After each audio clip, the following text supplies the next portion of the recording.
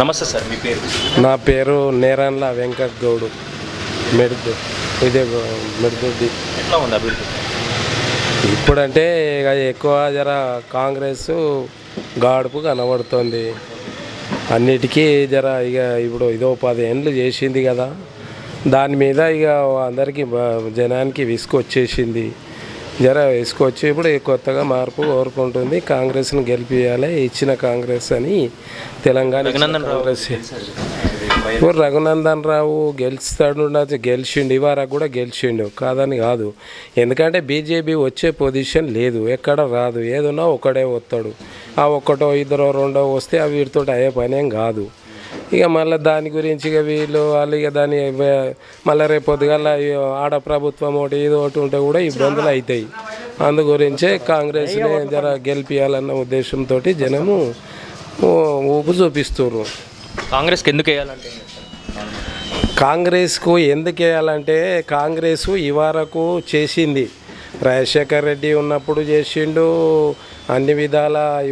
ఇప్పుడు ఆయన చేసినవన్నీ ఇప్పుడు వేరే వేరే చేస్తున్నారు. ఇప్పుడు ఆయన చేసినవన్నీ ఉంటే అందరికీ సంతోషంగా ఉండే. అప్పుడు కాంగ్రెస్ చేసిన దినాలు ఇందిరాగాంధీ, ఇలా కేసీఆర్ ఉన్నాడు. కేసీఆర్ ఏంది అంటే ఇప్పుడు ఒక దొరల పాలనలకి ఏం చేస్తుండు అని అంటే ఒక రైతు బంధు అడగకుండా పెట్టిండు. ఎందుకు పెట్టిండు, ఏంటికి పెట్టిండు, ఆయన స్వాంతం గురించి పెట్టిండా దేనికి పెట్టుకుంటూ తెలియదు. ఇవాళ 100 ఎకరాలు ఉన్న వాళ్ళకు 1000 ఎకరాలకు ఉన్న వాళ్ళకి ఇస్తుండు. అరే ఇది ఎందుకు ఇస్తుర్రు అని కూడా కొంతమంది ఏంది కదంటే ఏంది ఇప్పుడు ఇంకా ఈయన అడుగుతారు, అరే ఎందుకు ఇస్తున్నావా అది ఇది అని అంటే దానికి ఇక మారు జవాబు లేదు. ఇక ఇస్తూనే ఉన్నాడు. నాకు 8 ఎకరాలు ఉన్నాయి, నాకు 800 ఎకరాలు ఉన్నాయి, నాకు 1000 ఎకరాలు ఉన్నాయని మంత్రులు చెప్పుకుంటారు. అరే గాళ్ళకి ఎందుకు ఇస్తున్నారు, లేనోనికి ఎంత లేకనేపాయ, ఉన్నోళ్ళకి ఎందుకు ఇవ్వాల్సి వస్తుంది. అరే దానికి ఇవ్వద్దు అనేది అందరికీ ప్రాబ్లం. ఇది అంటే ఇక నువ్వు ఏదన్నా అనుకున్నా కానీ నీదే నడవాలనే ఇచ్చుకున్నాడే తప్ప ఇది ఉపయోగపడేది అయితే కాదు. ఇంతకు మొదలు కూడా ఒక 700 మంది కూడా రిటర్న్ ఇచ్చేసిర్రు. అయ్యా మాకు వద్దయ్యా, మాకు ఎందుకంటే మాకు ఉన్నది, మాకు తినంత ఉన్నది, అన్నీ ఉన్నాయి, మాకు భూములకు ఈ పైసలు వద్దు అని మేము అంటుంటే ఈయన ఏది ఎమ్మెల్యే, అరే మరి గిట్లా ఎందుకు ఇస్తుర్రయా, మీరు దేనికి ఇస్తురని ఇదే ఇంటర్వ్యూలో అడుగుతుంటే ఆయన ఏమంటుండు, అరే ఇంటర్వ్యూ అవునాయా ఆయనకి ఇస్తున్నాము ఎవలకు, ఇప్పుడు మల్లారెడ్డి కాదు, వాళ్ళు టీఆర్ఎస్ వాళ్ళే కదా, మల్లారెడ్డి కాదు కాంగ్రెస్ వాళ్ళకు కూడా ఇస్తున్నాం, దాని మీద మీరెందుకంటారా, ఇప్పుడు వీళ్ళకు ఉన్నది ఆయనకున్నది శ్రీధర్ బాబుకు ఉన్నది వీళ్ళకు ఉన్నది వాళ్ళకున్నది అందరికి ఇస్తున్నాం, మేము అందరు తీసుకుంటారు. అరే అందరు తీసుకున్నాడు కాదా, ఎందుకు ఇస్తున్నావు నువ్వు, అసలు దేని గురించి ఇస్తావు నువ్వు, నీకేది ఉన్నా నువ్వేంది కదంటే ఒక జనము బాగుపడేది కావాలి కానీ ఎకరాలు లోపిస్తే బాగుంటుంది అంటారు. మరి ఇప్పుడు ఇంతకు మొదలు కాంగ్రెస్ ఇందిరాగాంధీ 1970లో ఏం చేసింది అని అంటే ఆమె అప్పటికి భూములు ఉన్నోళ్ళకి ఏంటంటే 5 ఎకరాల మీద ఉన్నోనికి 5 ఎకరాల 5 గుంటలు ఉన్నా కానీ ఒక భూస్వామి అనేది ఆ రోజుల్లో చెప్పింది. ఉన్న భూములన్నీ కూడా గుంజుకుంటూ లేని వాళ్ళకి ఇచ్చింది. సీలింగులైనా లేకపోతే బండర్ లేబర్ అయినా ఇదైనా అందరికీ భూములు పంచింది అప్పుడు.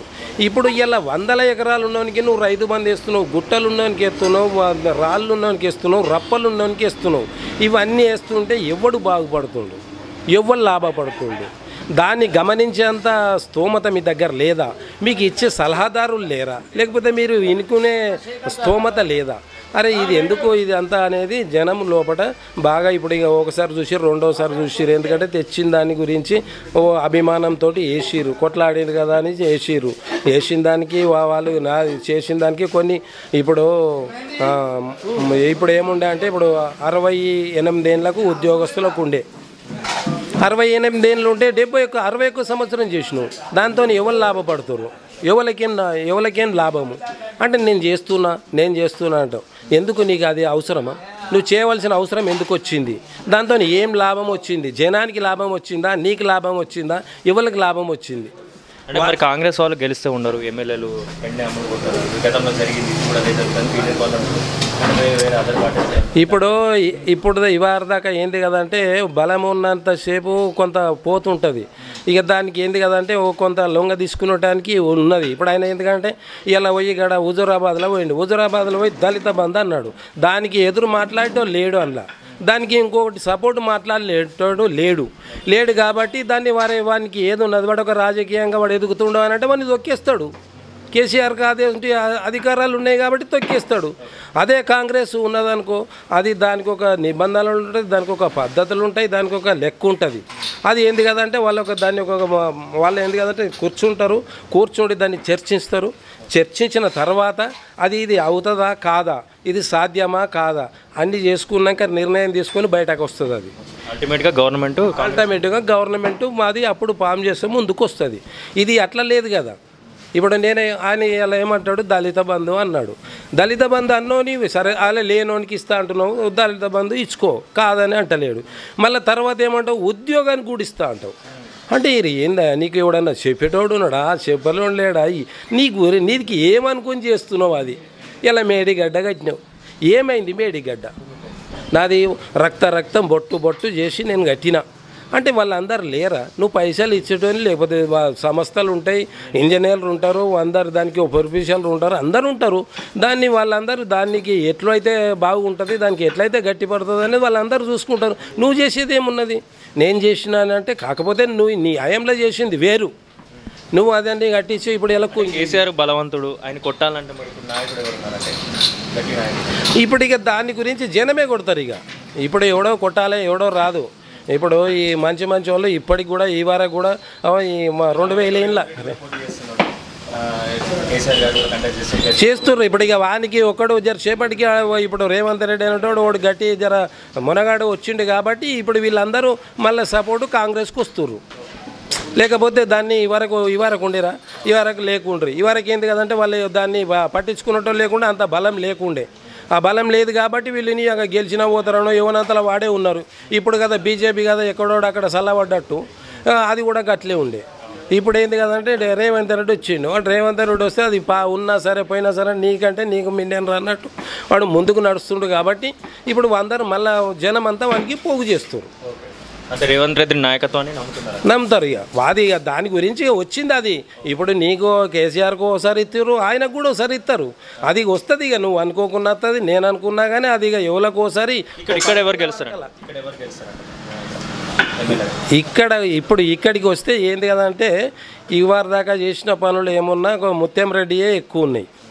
ఇప్పుడు ఇప్పుడు మా మిడిదొడ్డి వరకు అయితే ఇప్పుడు ఏ హాస్టళ్ళు కానీ, బీసీ హాస్టళ్ళు కానీ, ఎస్సీ హాస్టళ్ళు కానీ, కాలేజీలు కానీ, మోడల్ స్కూళ్ళు కానీ, కస్తూర్బా కానీ, రోడ్లు కానీ, కరెంటు సబ్ స్టేషన్లు కానీ ఇవన్నీ ఆయన ఏంది కదంటే పల్లెకు రోడ్డు చేసారు. ఇవాళ ఒక పల్లెకు పోవాలంటే రక్తం వస్తుంది. ఎందుకంటే అంత తొవ్వ సాబ్ లేదు. ఇప్పుడు గీ నుంచి అందకు పోవాలంటే ఇప్పుడు కొత్త ప్రభాకర్ రెడ్డి అనేట ఆయన ఏంది కదంటే ఆయన మంచి వ్యక్తి కాదనే కాదు. ఆయన ఏంది కదంటే ఇప్పుడు ఈసోటి వేరే రాజకీయ దందాలకు దానికి ఇవరకు ఎవరు రామలింగారెడ్డి ఉండే, ఆయన ఎంపీ ఉండే.